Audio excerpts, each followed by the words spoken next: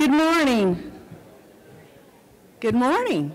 Good morning, Sally. Good morning to everybody. Thanks for coming this morning. We appreciate you all coming out this rainy morning. I'm going to now ask Jim Swartz to have our morning prayer.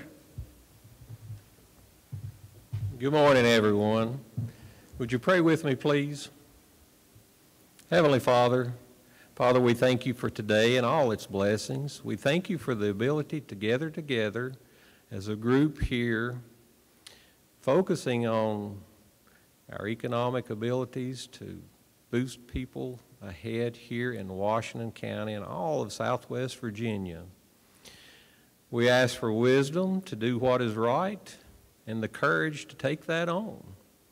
And Heavenly Father, we ask that you bless the food and bless the hands that prepared it for us and grew it for us. And bless our bodies to your service. For it's in Jesus' name that I choose to pray. Amen.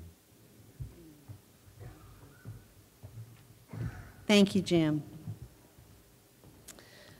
Well, I hope everybody's getting full right now.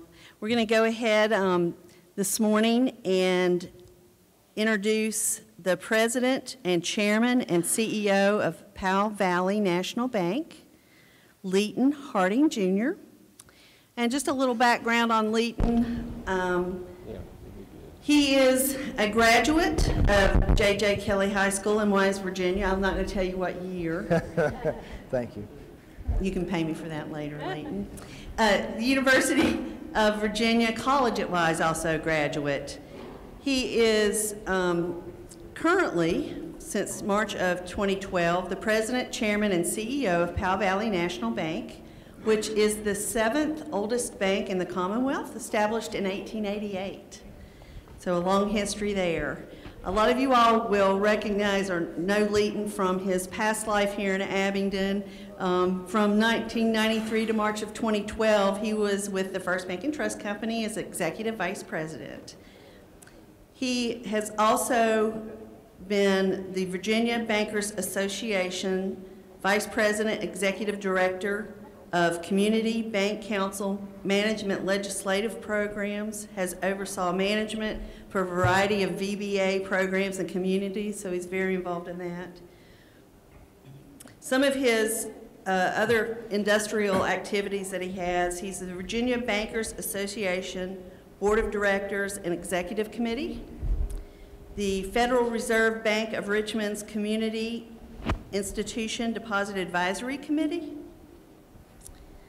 and he's also very active, along with his financial accolades, he's also very active in our community. He has been on the William King Regional Arts Center Board of Directors as the past chairman. He has been the chairman of Washington County, Virginia United Way campaign. He's an advisory board and past member of the ETSU Center for Appalachian Studies. The Birthplace of Country Music Alliance, a co-founder and past president. People Incorporated, and he's also on the board of directors at UVA Wise. Please give a big hand and a big welcome to Leighton Harding.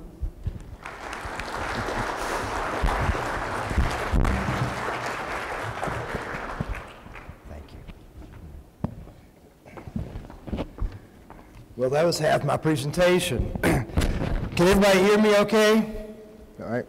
Well, a couple of things before we get started. It was mentioned about 1888, and some of you who've driven past our new office know it says established 1888, but we want to make sure you all understood that's not referring to when Sam was established. That's the bank, all right? Close, very close. One of the things I want to talk to you about today, and this is from my perspective, let me add, my views do not reflect those of the board, the shareholders, employees of Powell Valley National Bank, nor the commissioner of Major League Baseball. So, but this reflects my perspective, my involvements, my history of people that I have worked with, and what I see as the value of regionalism. Now, some of you may recognize this building. And this building has been in the news within the past 12 months. And why would I start with this building? I personally was so excited that an effort was made by so many on both sides of our lines here to brainstorm, to dream about bringing the USDA to our region. Some will look at the effort and say, well, you didn't succeed. They ain't coming. I would tell you that we have more than succeeded because we've changed the mindset about what we want to do and what we want to achieve. Now, a lot of the slides I'm going to show you, and the people who've gone through Wise County leadership, or a number of you who may have participated in Lead Virginia will recognize the slide, so don't say anything, all right? Don't spoil the surprise for others. But I want to talk to you, Sheriff, about perspective and what we think we know about Southwest Virginia. Where am I? One of the things that I do during a leadership class is I have the students to close their eyes and I describe places. And I ask them to tell me after they open their eyes, where am I? Joe, more often than not, people will talk about, oh, you know, I'm in some small town in Appalachia, Mark, something that is beyond its prime. What you're looking at is a picture of Williamsburg in 1920s. When Bristol had paved roads and railroads and folks were coming there to record music like Jimmy Rogers and the Carter family, Williamsburg was a town who had been passed by roads and railroads, and was at a point of basically going away. But the Episcopal minister knew a fellow by the name of John Rockefeller who decided he might want to put a little money there. Now, there's some side stories there I can tell you about what happened, which weren't necessarily positive, but this was Williamsburg in the 1920s. Where am I? Well, surely this is here in Abington, probably down the road at our barbecue place on a Friday night. Or this is Bristol, or maybe this is Johnson City. Where am I? That's a picture from D.C., and the Washington Post said by the 1970s, D.C. was arguably the center of the bluegrass world. Maybe if D.C. had a little more bluegrass today, it might be a little bit better, but that's just my own thinking. Well, what is Appalachia and who are Appalachians? One of the things we always have a hard time with is stereotypes. How many of you recognize this picture? Who can tell me who this is? Pardon? This is a picture from around the 1890s of the Hatfields. Is there anything you notice about this picture that's different?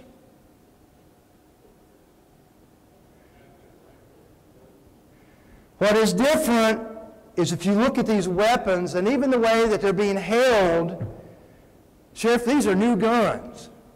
Remember, these are folks from the mountains in the 1890s, after the Civil War, after all these economic activities. How could they afford new guns? They couldn't afford new guns because the reporters from New York who came to take their pictures brought the guns and posed the picture. Someone from outside the region created, and to a certain degree, what is viewed as an iconic image of West Virginia, of the Hatfields, and of Appalachia. And it's not true. One of the things I'm going to ask you to do today is to think outside the box and change your perspective on what you think about where you live. I'm also hoping that perhaps you will realize that maybe you have not been inventorying our assets to the degree you should have. You know, one of the things that we often talk about bluegrass music is, oh, Bill and Ralph. Well, does that look like a bluegrass band to you? Rhonda Vincent and the Rage are one of the most popular bluegrass bands. And my wife knows how I feel about Rhonda, so I can say this, but she's absolutely stunning. But when we hear these things, David, people have a tendency to stereotype. Years ago, when we did, Fred, if you remember, a show with Mountain Stage, and we recorded it, and there was a group called the Yonder Mountain String Band, a bunch of young guys in their 20s who came and played, and we were backstage visiting with them. And I started talking to them, and they kind of played progressive bluegrass. And I said, who was your bluegrass influence? They said, Jerry Garcia from the Grateful Dead. I said, well, how did that all happen? Well, originally they were Deadhead fans, and then they got more into Jerry's music, and all of a sudden they realized that Jerry and Dave Grisman and Mike were playing bluegrass. They got into bluegrass from being Dead fans. If you've not read this book or have an opportunity to, Dr. Stephen Stoll, who teaches in New York, has written a book called Ramp Hollow. And the first part of the book talks about how self-sufficient and how, in many ways, wealthy Appalachia was up until after the Civil War. That we made stuff, we were creative, and that we traded for money and had nice things. And here in Abington, you guys know, in the 1830s and the 40s, from the Great Road, all the things that Betsy has done, we had governors from here. We were wealthy here when the rest of the state, even Williamsburg, David, was very poor. Now, one of the things that we know is that we have a lot of state capitals that are closer to us than Richmond. Sometimes people will say, that's a bad thing. If you look, there's only one spot in the whole country that has 8 capitals. There's a few that kind of come close with some other things, but that's it. But why is that a bad thing when we can use that as an asset? Part of it is understanding really what your assets are, not what you perceive that they are. This time of year, I spent a lot of time watching basketball. And Browning, you and Fred have played some basketball, others have, Lee. Part of it, the first thing as a basketball player you're trying to figure out, Gene, is how's the ref calling the game? Is he going to call ticky-tack fouls or whatever? So part of what we have to decide as a region, as a community, is how's the ref calling the game? Now, I got home last night from being at the beach, and I thought a lot about what they're doing there to protect things. Now, I'm not telling you to agree or disagree with climate change. From this perspective, it doesn't really matter, Duffy.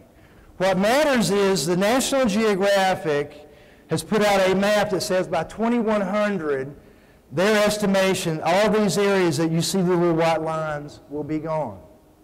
Will that happen, Sandy? I don't know. But what happens is some people think that way. And if you think that way, are you going to want to live there? Are you going to want to buy property there? Are you going to want to put businesses there? The Norfolk paper had a recent article about the fact that since the 1910 to today, at Norfolk, where all the naval stuff is, water has risen 14 inches. Which basically means every time that they have a full moon, they now have high tides that block the base for you being entering or leaving the Norfolk Naval Weapons Station area there.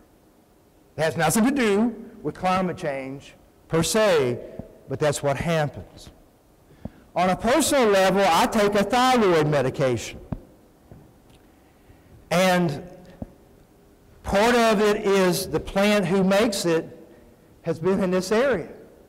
Is it going to be there when I need it?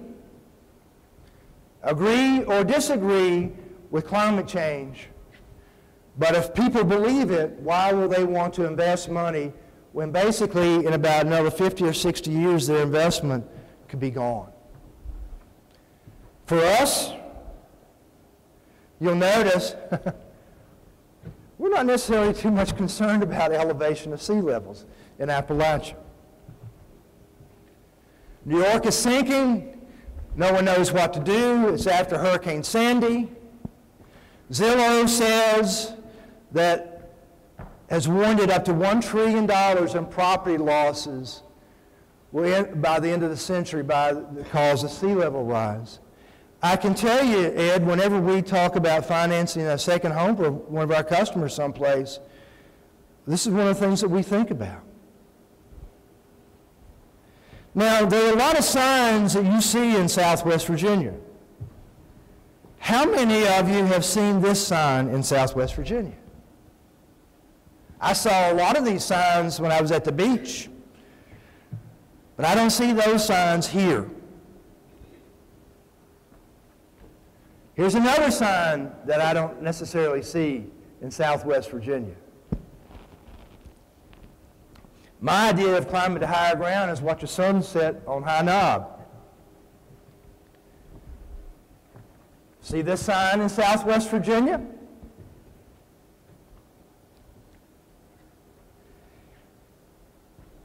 Would you really want to live in a place where these things are such a daily part of your life? This is a map of the safest places to live. The highest risk is Dallas, Corvallis, but you see again that we score very well. I'm not talking about physical safety from the standpoint of crime, but I'm just talking about geographic safety. Now, as much as it's rained the past 18 months, and Gene and I were talking about, it took us a while, Sam, to get the water out of the hole so we could start laying things, and Bill and Mark and them are facing the same things. But this is a drought map from a couple of years ago, and California is not quite as bad, but this is not unusual, that the most populous state in the entire country has this issue. And this hones in a little bit further. You can see spots in California that basically have 5 to 10 inches of rain. Look at the top of the list. We are in a subtropical forest range. We have almost, here in Abingdon, 46 inches of rain a year, whereas we have 48. You know, I got just a little thirsty. I'm a little dry from speaking. Excuse me a second while I take a drink of water. I kind of think of that as a resource, don't you? Now, I want to go back to the location of state capitals. Well, we're so far from Richmond. Richmond's so far away from us. Well, the question I would ask you here, are we mid-Atlantic? Are we south? Are we Midwest? We're all. From 10 hours from where we stand today, look at all the places you can be. Oh, hey, Amazon, hey, Google, whoever, don't you want to build a place where you can go and service over 50% of the United States within 10 hours drive?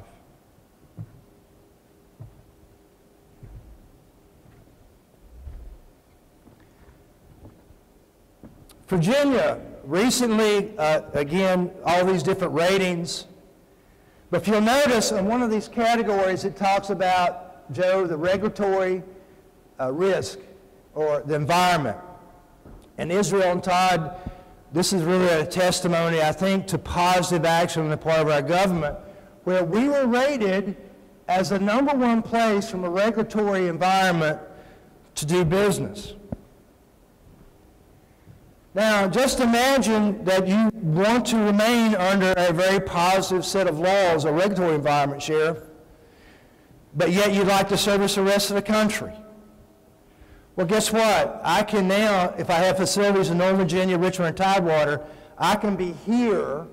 I can still be regulated under Virginia law, but I can service half the United States and not have to adapt my business to new standards. This is a book called The Grid, if you've not had a chance to read it. Christian Bakke is actually a biology professor at University of California, Berkeley. She works, Sandy, on ecosystems. She got interested, though, in terms of the power grid as an ecosystem. And basically what she says is that 50% of our grid system is not sustainable. Southwest Virginia was built for high-usage coal industry. And any of you who have had family or involvements in the coal business know that all the machinery in the mines runs off of electricity. I did not personally see this as an asset until a couple of years ago when we were entertaining some folks from Northern Virginia who were looking to come down, David, and put a data center here or some other thing. And I started bragging on the people and, you know, the broadband, yada, yada. And he said, well, that's not why I'm here. And I said, well, why are you here? He said, you don't know, do you? He said, I'm here because of your power grid. He said, when I go to other areas around the country in the Midwest, they have the technology, the broadband, those kinds of things, but it doesn't take a lot of power to supply to farmers. Some, but not a lot. So we looked at going into Maryland, but their power grid is basically at 100%. We looking at your power grid as an asset that we could tap into. And I did ask him, I said, in terms of the fact that the mines have closed and some other things, how long before degradation takes place? He said anywhere between 7 and 10 years.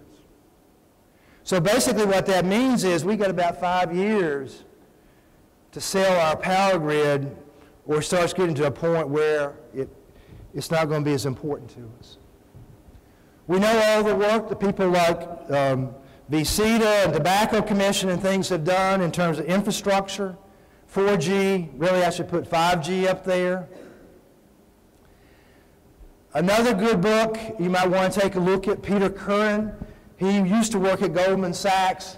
There used to be the old E.F. Hutton. When E.F. Hutton speaks, bankers listen. In my industry, when somebody from Goldman Sachs speaks, we listen. And basically what he talks about is that over the next 10 years, America will need 100,000 workers in software. Our schools, and this is from a couple of years ago, only produce 40,000. Over 10 years, that's a shortage of 600,000. And I would argue, Ms. Taylor, that's much greater than that today. Jobs can be anywhere. How many of you are familiar with Microsoft's office here in Abington? You know, their office where they plan and design huge server farms throughout not only here in the country but in the world. Y'all all familiar with Microsoft's facility here in Abington? There he sits, Eric Yanez, my wife's cousin, who chose not to live in Seattle and work there, but chose to come back home and work in Abington with his wife and raise his kids here, who works out of an office and home, but was in San Antonio for a week and a half, and then D.C. He's a bit tired from traveling, but he's where he wants to be. Browning can tell you about one of his customers. I think Browning, who's a programmer for Apple, right? Lives in Pennington Gap. Do it from any place, but he wants to be home. Now, the growing population can be drawn here by our quality of life. But we got to make some changes. Eric's wedding a few years ago, went to the Martha afterwards for a dance and dinner. And all these people had come from D.C. and Richmond and Baltimore, Gene. And Fred, we talked to them about all the stuff downtown Bristol, and they wanted to go downtown Bristol and go hear a little more music. And they went to the front desk at the Martha because they had checked Uber, and there were no Uber drivers around, and they'd been drinking a little bit, and they were smart enough to know they didn't want to drive. There were no Uber drivers. And then they found out there were no cab drivers. And one of them said, "What kind of place do y'all live in?" Now, that might not seem important to us, but for others, in terms of things like 5G or Uber, it means a great deal. And I would submit to you, as important as it is for us to bring folks like Eric back home, it's just as important to bring new people. If we don't, we can't sustain the economy. Now, what is this? Well, this is probably some homeless person, isn't it? You know, on a creek somewhere, so they even got their laundry hanging up, Mary. Actually, what this is a screenshot, and correct me if I'm wrong, Amy, this is from a Subaru commercial. And you may have seen this commercial. And I see so many of these other commercials like this, where all these people in the city have these SUVs. And what are you seeing next? You see them driving in some desert somewhere. You see them driving in some forest. You see them getting away from the city to be real. I saw something the other day where, you know, I don't have my cell phone on me. Tanya has it someplace. They've now come up with fake cell phones. You know how you have those squeeze balls to relieve pressure? So you need a break, you know, from being online, but now you have a little device you can hold in your hand so you can turn it around. Still enjoy that part of it, but not have the other thing. Now, what I would say to you there is, young people like discovering and getting away. My daughter had friends in Charlotte, and they wanted to come up and see her and my new grandson. And she asked them, "What do you want to do?" They said, "We all want to go to the Devil's Bathtub." And my daughter said, "What the heck is the Devil's Bathtub?" And they had all seen it on Facebook. There's no promotion by the chamber, not that the chamber doesn't do a good job, or by tourism, not that the tourism doesn't do a good job, but they all saw it on Facebook and through friends. People like a lot of things, don't they? When they like a lot of things, they tell a lot of other people, don't they, Jane? The Breaks Interstate Park is interesting. A few weeks ago, any of you who listen to public radio know Stuart Harris has a show called Your Weekly Constitutional. And he focused on the breaks because it's a compact, an agreement between two states that only Congress can do.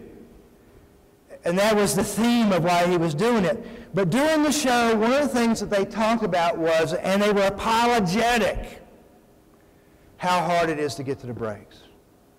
It's so hard to get to the breaks. It's so hard to get to one of the most beautiful places in the world. When I just told you that young people want to get to hard places that nobody else has gone to and be the first to tell their friends and the world. I wouldn't apologize for how hard it is to get the breaks. I'd build it up. You've all seen pictures of 300 people waiting to climb to the top of Mount Everest, some dying. Why? Because it was hard to get to.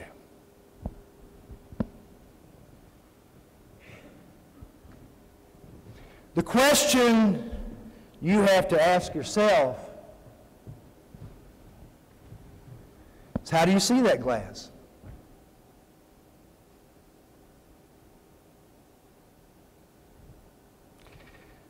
To me, the key thing for us is understanding our assets and telling the world about ourselves. telling a story that we want to tell. And I seem to recall there was a fellow who said something once.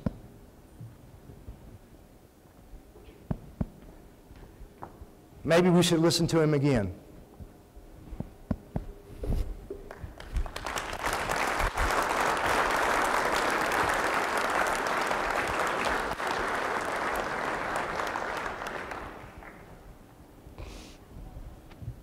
Thank you, Leighton. Well, I don't know about y'all, but I thought that was awesome. And I think, thank you for bringing that to our attention.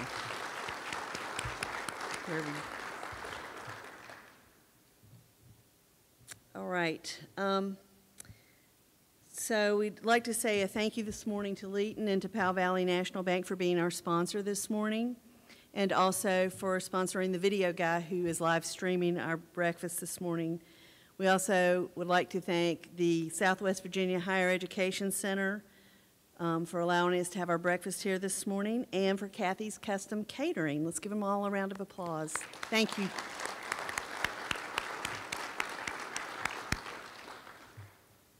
At this time, I'd like to let Barry Fireball talk to us a little bit about leadership, Washington County. Oh, she's going to give me a microphone. Nancy says I talk too loud most of the time. I'm going to ask you a question. How many of you have been through the Leadership Washington County program? Raise them up. I can't see you. Okay. Quite a few, quite a few. And we have a lot of people that did not raise their hand. I first was thinking, gosh, this is a hard act to follow when he was up there, but maybe it's appropriate. So we're going to be recruiting for the 27th session or class of Leadership Washington County. So you can do the math and go back and see how long we've been around. And we'll have some information out in a couple of weeks. We're in the process now of looking at some changes, of getting our brochure ready and finalizing the schedule for next year's class, which will start in September.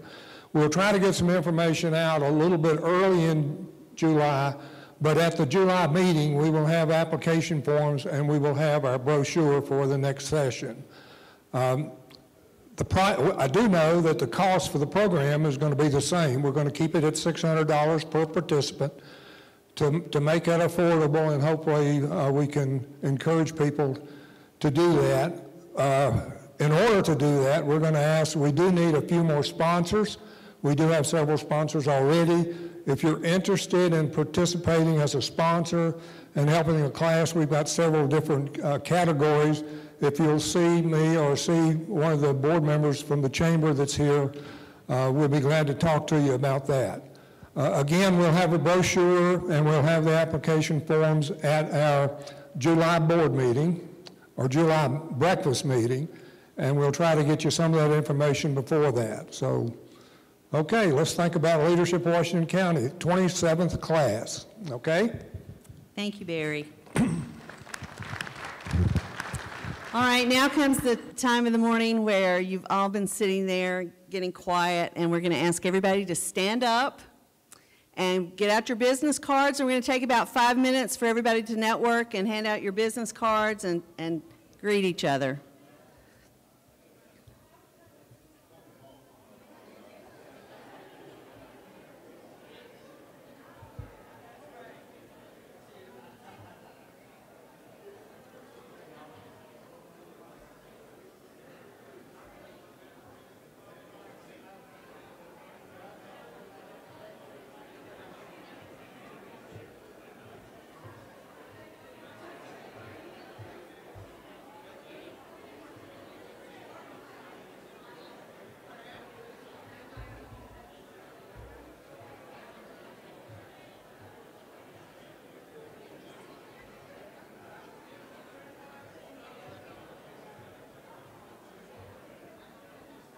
Yeah, I'm glad you put that on there.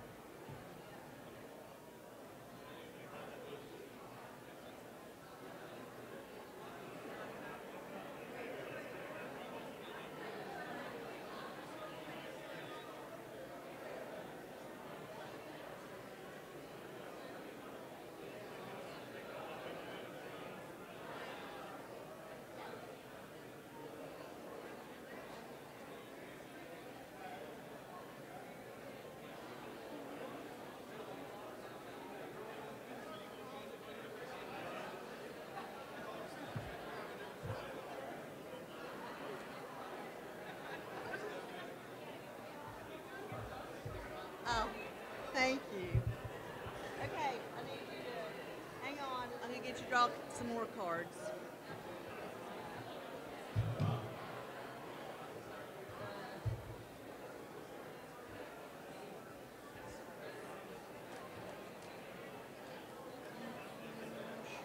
I need one business card.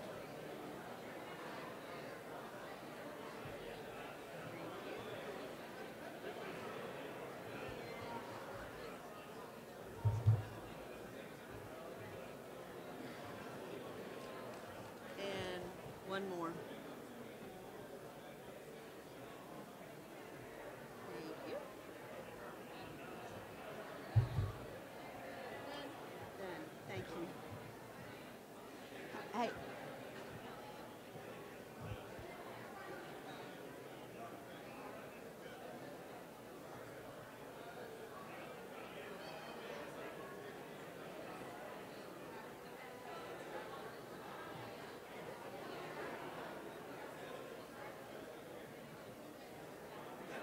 Doing good. Are you going to be upstairs? I talked to Mark today. He said.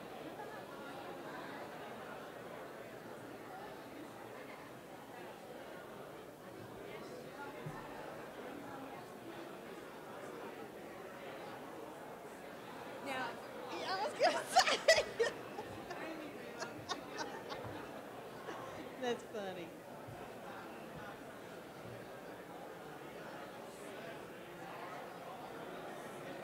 Oh, that's awesome. Yeah. See, I knew you had it, didn't you? That's awesome. We've got about 1 minute left. If you can start working your way back to your tables.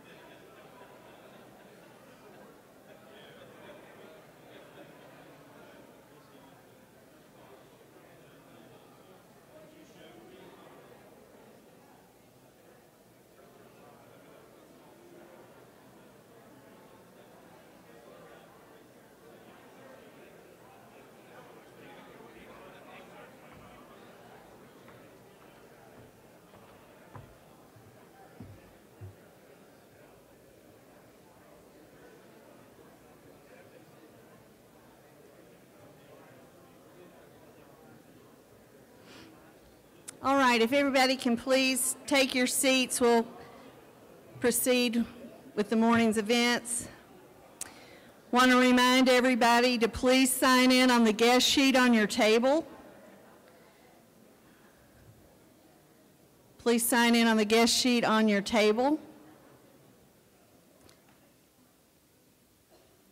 There's also a calendar of events on your table. Feel free to take those with you so you can keep track of all the chamber events coming up for the next month. If there's anything you'd like to add to the chamber events, there is a green sheet on your table. Please put anything on those that you'd like to have added.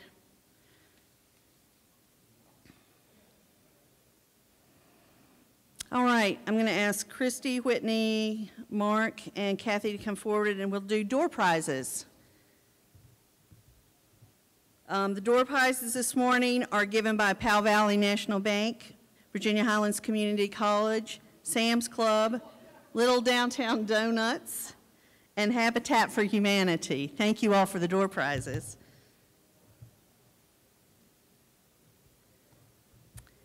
Jane Deering with the Director of Tourism, Town of Abingdon. Kelly Welch with English Meadows. Kathy Lowe.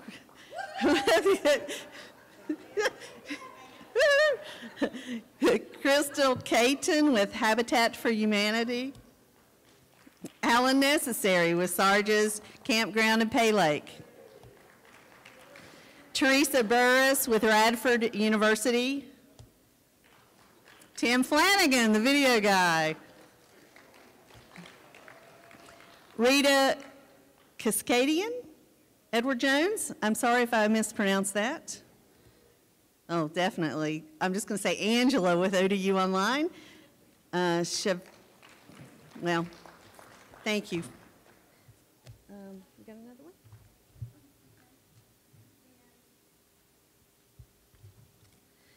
And David Millsap with Feeding America.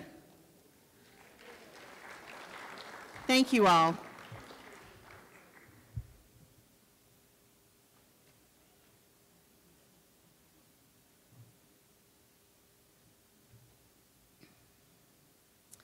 All right, next will be the Chamber infomercial, and you have 1 minute to stand up and tell us a little bit about your business. And the winner today is Pat Caleb's with Caleb's Realty.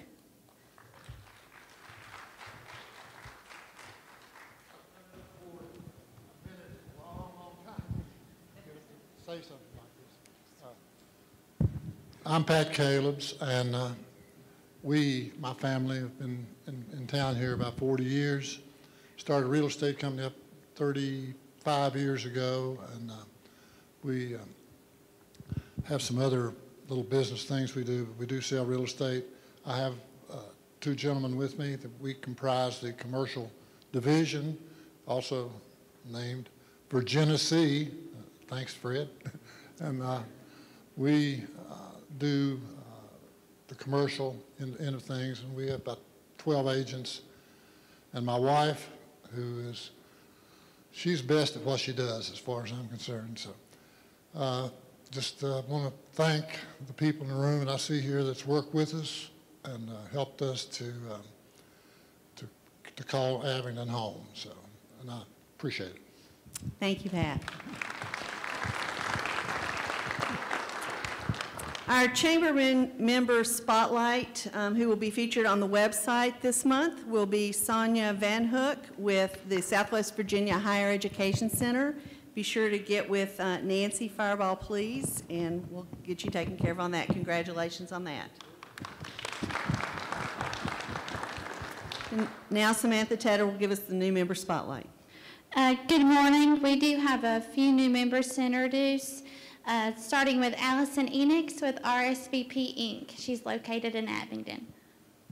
Good morning. I am Allison. I am with Rehabilitative Services and Vocational Placement. We provide supported employment services. So what that is we work with individuals with disabilities. We help them to obtain employment and maintain employment. So We help them with the job search, resume building, and then we provide on-site training so that the employer does not have to incur additional training time. I will be serving the Abingdon area all the way to Whitfield, to Bristol, up to Tazewell, Bluefield. So we're really excited to expand to this area and would really love to talk to everyone about our services. Our clients are very valuable members on the job site, so we encourage you to talk to us. We would really like to provide services throughout the area and show support to that population. And this is an amazing turnout today, so I'm really excited to meet each and every one of you and excited to be in this area and lots of resources. So thank you. Thank you, Allison. And she does have some pamphlets over here on the member information table. Next, we have Rex Carter, located in Abingdon. Appreciate Powell Valley National Bank. I love free breakfast. There you go. So I'm good set for the day. I believe in local business. I've got a small business. I run a little martial arts place here in town. Been in private industry and business for about the last 4 years. And so I believe that economic development and growth is very, very vital for the survival for our region. We need to thrive. We need to thrive in a bigger and better way. And so one of my goals in joining the chamber is to put a voice to what needs to be done. I believe it is imperative that we collaborate, we work together, and that's so important. We see too many, well, my job or my company versus them. I look at it this way: if we can all work together, we can all strive together, we can all create that environment that we're looking at earlier. This is a tremendous, beautiful region full of resources, and working together, small business working together, then it can certainly thrive. So I appreciate the opportunity to be here. Thank you. Welcome to the chamber. Is there anyone here from Blue Ridge Chrysler Dodge Jeep Ram? Justin Singleton? Are you Justin or Tom? Good morning. So we just opened up recently, just down the road. I don't know if everybody's seen the facility, but we'd like to invite you all out and just take a tour. Even if you're not going to use us for anything, come see us and let us show you a little bit of a difference. So we're a full service, sales, and vehicle servicing center. We can even detail your car if need be. We have a great product of Chrysler, Dodge, Jeep, and Ram, and we're just really excited to be here. We got a great start in Hansonville and hate leaving that area, but we're in such a more convenient place, and just excited to be here and operating in Abingdon. It's a great opportunity for us. Thank you. Welcome to the chamber. Next, we have Teresa Childress with Little Downtown Donuts. She's located at 607 East Main Street in Abingdon, and she was so gracious to provide the donuts this morning for the door prize. Good morning. So I'm Teresa Childress, and I just want to say thank you to the chamber for all the support that you have given us in opening up our business. We are in the middle of our 3rd month. We've had great support from the community, and we've been really blessed with that. We've just now expanded not only from donuts, but now we have a lunch menu of hot dogs with homemade chili and homemade chicken salad. And we hope all of y'all will come by and try our donuts and our lunch. Thank you. So for lunch today, you'll go by and eat some hot dogs at Little Downtown Donuts. Last but not least, we have Tim Flanagan, AKA the video guy.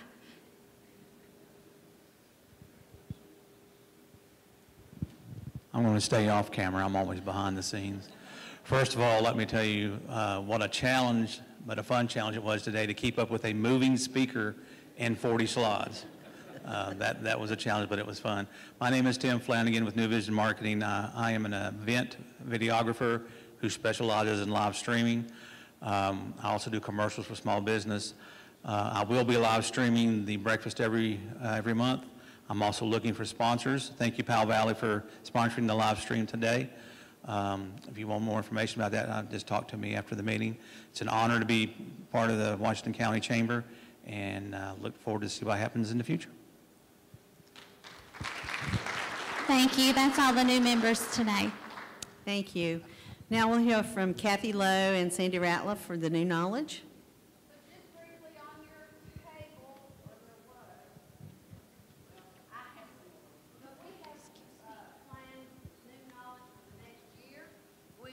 Or I don't need that. We have, this is our fifth year of new knowledge, and it is known so popular that people are now waiting on it. So we're proud of that. We have small business development concerns, educational needs, getting called, and I can exactly how you can find the video that suits your needs. Thank you. And with the Abingdon Convention and Visitors Bureau, we have Jane Daring.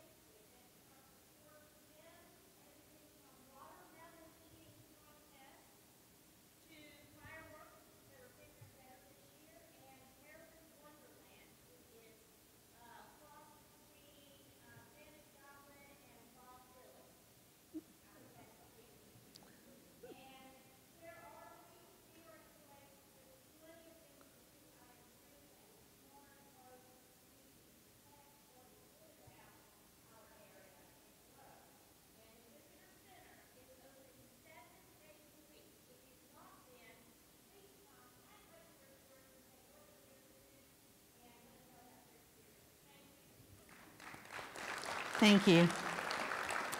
All right, for upcoming chamber events, Whitney Phillips with Mead Tractor would like to say a few words. Whitney? Good morning. I am Whitney, of course, with Mead Tractor. This year in July, we're actually looking at doing a ladies' night out, and that is completely new for them. I'm really excited about it. It's going to be on July the 18th from 5 to 8 p.m. What we're going to do is have a couple of vendors with boutique clothing. I know everybody's heard of Stella and Finn's, Courtney Thomas. She's awesome. We're also going to have demos of our steel equipment because, let's face it, a lot of people think we are tractors and lawnmowers.